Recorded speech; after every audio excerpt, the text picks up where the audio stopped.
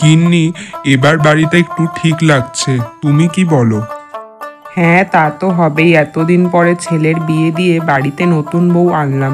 এবার আমি বড় নিশ্চিন্ত অনুভব করছি। হ্যাঁ, এবার ছেলে বৌমার হাতে সব দায়িত্ব দিয়ে দেবো ভাবছি। হ্যাঁ, সে তো দিতেই হবে, কিন্তু বৌমার সবে বিয়ে হয়েছে, নতুন নতুন, এখনও সব কাজ পারে না। আমি সব কাজ শিখিয়ে পড়িয়ে নেব। হ্যাঁ, তা বৌমা আমাদের বড় বুদ্ধিমতী, তুমি ওকে সব কাজ শিখিয়ে দিলে দেখবে ও একবারেই সব পারবে, তোমাকে আর কিছু ভাবতে হবে না। হ্যাঁ, তা বৌমা কই তোমার? তাকে তো দেখছি না। ও বৌমা, বৌমা। এই তো মা, আমি রান্না করছিলাম। এই আপনাদের জন্য একটু বড়া ভেজে নিয়ে আসলাম। বাবা তো ডালের বড়া খেতে বড় ভালোবাসে না। দেখলে গিন্নি, আমি তোমাকে বলেছিলাম না বৌমা আমাদের বড় বুদ্ধিমতী, কিরকম মনে রেখেছে দেখেছো আমি যে বড়া খেতে ভালোবাসি। সে কি বাবা, এখন তো আমাকে মনে রাখতেই হবে। আমি যে আপনাদের বাড়িতে এখন এসেছি, এটাই তো এখন আমার বাড়ি। আমার বাড়ির মানুষ কিসে ভালো থাকবে আমি তো দেখব। তা বৌমা, বলছিলাম কি, তুমি বাকি রান্নাগুলো গিয়েও চটপট সেরে ফেলো। যেগুলো পারবে না আমি গিয়ে করে দেব। বাবু তো আবার অফিস যাবে। হ্যাঁ মা, আমার আর কিছু রান্নাই বাকি আছে, আমি করে নেব। বৌমা, মশলাটা ভালো করে বাটো। মশলাটা ভালো করে বাটলে তত স্বাদ বাড়বে। এই মশলাটা মাছের ঝোলে দিলে স্বাদ আরো দ্বিগুণ হয়ে যাবে। এরপর আমি তোমাকে মুড়ি ঘন্ট করাটা শিখিয়ে দেব। হ্যাঁ মা, আপনি আমাকে সব রান্না শিখিয়ে দেবেন, আমি দেখবেন সব পারবো। আসলে আমার তো মা নেই, তাই সেরকমভাবে কিছুই শিখতে পারিনি। তুমি এসব কিচ্ছু ভেবো না বৌমা, আমি তোমাকে সব শিখিয়ে দেব। আর এখন তো আমি তোমার মা, তাই জন্য আর এরকম কথা কখনো বলবে না। বলছি, তোমাদের কি রান্না এখনো হয়নি? আমার তো অফিস যেতে দেরি হয়ে যাচ্ছে। হ্যাঁ বৌমা, তুমি যাও, গিয়ে রতনকে খেতে দিয়ে দাও। আমি বাকি রান্নাগুলো সেরে ফেলছি। মালতী, তুমি এই সব রান্না একা করেছো? আমি তো বিশ্বাসই করতে পারছি না, রান্নাগুলো এত ভালো হয়েছে কি বলবো। একা আর কোথায়, মা তো আমাকে সব বলে দিল, তারপর তো আমি করলাম। আমি তো এখন মার কাছে সব রান্না শিখে নিচ্ছি। তবে যাই বলো না কেন, আমার মনে হয় তুমি এই কম সময়ে অনেক রান্না শিখে নিয়েছো। মা তো অনেক রান্না জানে, আমি তো মাত্র অল্প কয়েকটাই শিখেছি। আমি তো মাকে বলে দিয়েছি সব রান্না যেন আমাকে শিখিয়ে দেয়। সে মা তোমাকে শিখিয়ে দেবে। কি গো নতুন বউ, কেমন আছো? এই তো চাপাতি, ভালো আছি। তুমি কেমন আছো বলো? আমাদের আবার কেমন থাকা, এই তো সংসার করেই কেটে যাচ্ছে। কি আর বলবো, নুন আনতে পান্তা ফুরোয়। আসলে বিল্টুর বাবা যা ইনকাম করে তাতে কোনো মতে সংসার চলে। রতন তো তাও একটা চাকরি করে। হ্যাঁ চাপা বৌদি, তোমার কি কখনো মনে হয়নি যে তুমিও ইনকাম করো সংসারের জন্য? সে কি বলছো নতুন বউ, এ আবার কেমন কথা? আমি মেয়ে মানুষ, আমি আবার সংসারের জন্য কি ইনকাম করব? সেটা তো পুরুষ মানুষের কাজ। সে কি চাপা বৌদি, এখন তো ছেলে মেয়ে সবাই সমানভাবে ইনকাম করে। আমার তো বড় ইচ্ছা করে আমিও ইনকাম করব, সংসারের জন্য কিছু করব। সে তুমি যাই বলো নতুন বউ, মেয়ে মানুষ সংসারের ভেতরে কাজ করবে, বাইরে গিয়ে পুরুষ মানুষের মতো কাজ করার শোভা পায় না, আর গ্রামে তো একদমই না। দেখো, তোমার একার রোজগারে সংসার তো সেভাবে চলে না। আমি ভাবছিলাম তাই কিছু একটা যদি আমি করতে পারতাম তাহলে হয়তো ভালো হতো। সে তুমি ভালো কথাই বলেছো, কিন্তু তুমি কি করবে? আর তাছাড়া এখানে তো শহরের মতো কিছু করার সুযোগও নেই, তাই জন্য কি আর করতে পারবে? সে তুমি ঠিকই বলেছ, এখানে হয়তো শহরের মতো করার মতো কিছু নেই, কিন্তু আমাদের আরো অনেক কিছুই তো করার আছে। তা হয়তো তুমি বলছো ঠিকই, কিন্তু আমার তো কিছুই মাথায় আসছে না। তুমি কি কিছু ভেবেছো নাকি? দেখো, মা তো এত ভালো রান্না করে, আর তাছাড়া আমিও এখন অনেক রান্না শিখে গেছি। তাই জন্য আমরা যদি একটা হোটেল করতে পারি তাহলে তো ভালোই চলবে। আর তাছাড়া গ্রামে তো কোনো হোটেল নেই, আর অনেক লোকই তো আসে গ্রামে কাজ করতে। কথাটা তুমি মন্দ বলনি।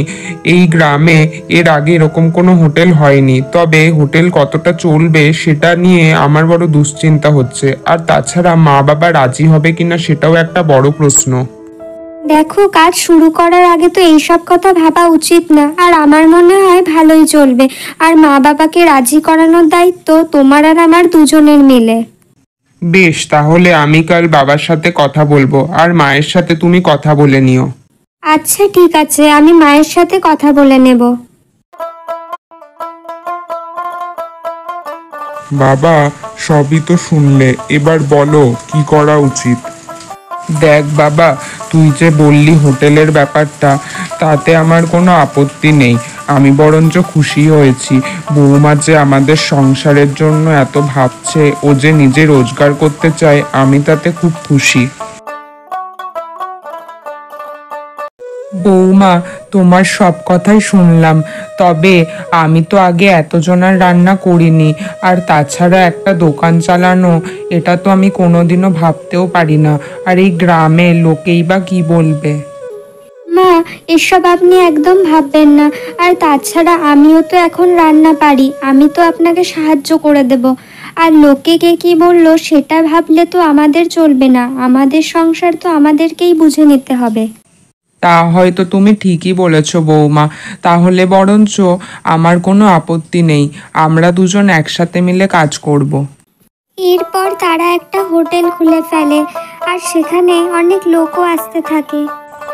বা মাসিমা, কি দিয়ে ভেজেছেন বলুন তো লুচিটা? এত অসাধারণ লাগছে খেতে যে কি বলবো।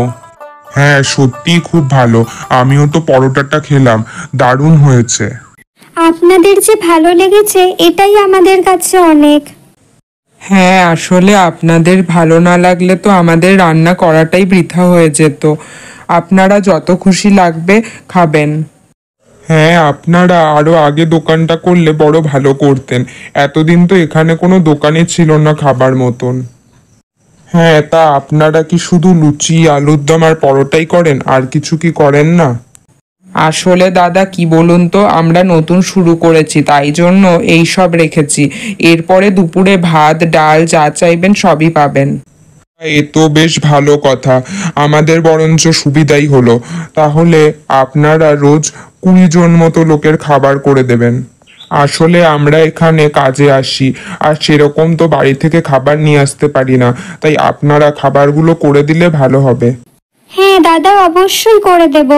আপনারা বিশ্বাস করে আমাদের উপর কাজের দায়িত্ব দিয়েছেন, আমরা অবশ্যই আপনাদের জন্য খাবার করে রাখবো। বৌমা, আমার বড্ড চিন্তা হচ্ছে। এতগুলো লোকের খাবারের দায়িত্ব নিলাম, আগে তো কখনো করিনি। ওদের কেমন লাগবে? ও নিয়ে আপনি একদম ভাববেন না মা, আপনার রান্না তো অসাধারণ হয়, ওদেরও ভালো লাগবে। আমি শুধু ভাবছিলাম একা হাতে আমরা সময় মতো সব রান্না দিয়ে দিতে পারবো কিনা। একজন লোক হলে অবশ্য খুব ভালো হতো। সন্ধ্যা কাকিমা, তোমাদের দোকান দেখতে আসলাম। শুনলাম তোমরা নতুন দোকান করেছো। দেখছি তোমাদের দোকান তো বড্ড ভালোই চলছে। নতুন বউ, তোমার চেষ্টায় আজকে আমিও স্বপ্ন দেখতে শিখেছি। এ তো বেশ ভালো কথা চাপা বৌদি। আমিও তো চাই এই গ্রামের সব মেয়েরাই যেন নিজের পায়ে দাঁড়ায়, কিছু করে।